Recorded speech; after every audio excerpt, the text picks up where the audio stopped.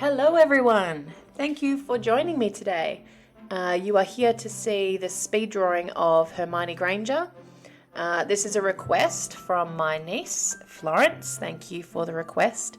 I know this has been done before on YouTube. I've seen a couple of people that do it amazingly. So I thought I'd give it a go, and I'm really happy with how it turned out. It's probably the most photo-like drawing I've done with Prismacolor Pencils. So I'm really happy. So hopefully you guys enjoy.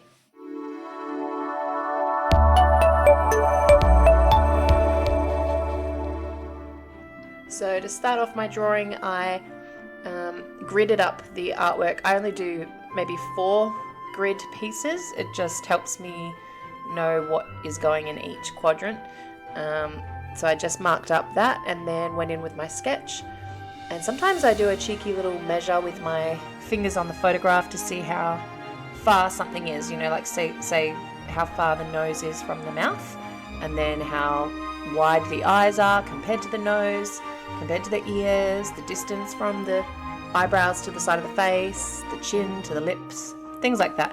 So that helps me map it out, and then I feel confident that I've got the proportions right, and then I can go in with the proper sketch and the colours. So now we are using Prismacolor pencils, and I'm trying to do little pieces at a time, one for filming but also for detail, because sometimes when you're working on a bigger scale, you sort of forget to go back and, I've got to add in that little bit of grey that'll make the eyes pop or make them seem more spherical. I'll do it now, you know. So I tried to do that, and so that I could get each little quadrant, each little area that I was working on finished before I moved on to the next part. So it might look a bit odd to watch, but that's what's happening in my head when I'm drawing. I haven't actually used my Prismacolor pencils for drawings as much as I would have liked to. I've done a lot on here, but they've mostly been either kids' drawings where I've been directing Eris along with me, my daughter, in the earlier videos, or there's been the recent ones where they're more like a character, not so much focused on the skin tones and stuff, because skin tones are so hard to achieve when they're realistic. I find it a real challenge. I think I was okay, and I'm happy with the results of this one. Quite peachy, but I did have to buy a few extra Prismacolors, so I've got like a 48 pack and a 12 or 20 something pack, and I find that they're just the really bold colours, so I needed some more individual ones, so I went and bought a few like more greyish peaches and colours like that that'll work better for the skin tone. So I have used those in this video to map out the shadows and just any parts in her face where you can sort of see something happening, but it's not a bold colour, you know.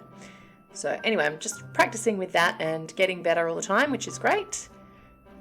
And the hair is obviously a huge part of this, this character, but also this picture. It's everywhere. There's so much hair, and I was like, I have to try and make that as sort of messy but still clear to see that it's hair, because you really have to draw every strand. So I spent a lot of time on the hair actually, but once again I'm happy with it, so no complaints, no complainings.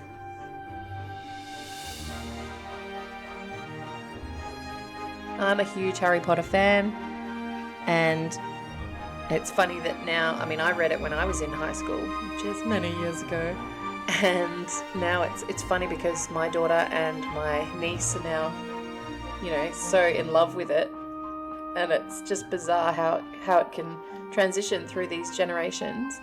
So really stoked that they're both into it, and very happy to be doing this drawing for her.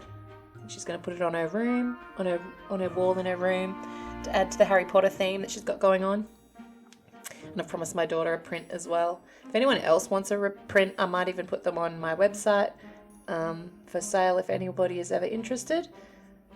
I'll do that soon. But yeah, let me know if that's something you're interested in, if you ever want to purchase prints or the original pieces. I probably put those up for sale as well one day when I get around to it. So much admin stuff to do and just not enough hours in the day. But we will get there. We will prevail. So we've sped this video up a lot to help with, well, one, boredom, because hopefully you don't get bored watching these things. I could watch them till the cows come home. I love watching speed drawings, but you know, others might not like it. They might prefer the directed drawings. Once again, I just don't know. I'm just going with, you know, how I'm feeling and what I think would work best for the video. And this one was obviously impossible to just relay however long. I think I probably spent about 8 hours on it, so I think that would be a bit of a long video to watch in live time. Real time, as they say.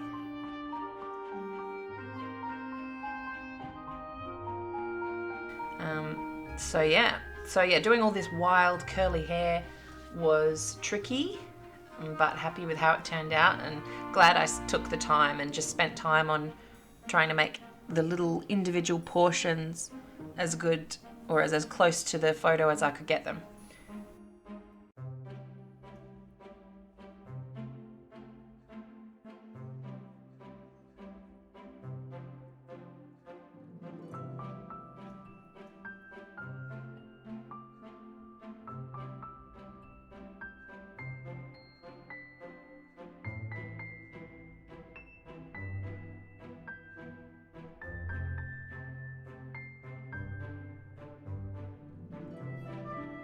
Okay, well I think I've blabbed enough, and I just wanted to tell you what I was doing and how I go about achieving these results. I hope you're enjoying watching, and please continue to do so until you have seen the final result, and I hope you like it, and I look forward to seeing you in my next video. If you did enjoy it, please give it a thumbs up. That would really help me out, and I appreciate every one of you subscribers. So feel free to join me on this art journey. If you haven't already, just click that subscribe button. Okay, thanks guys, and I'll see you in the next video. See ya!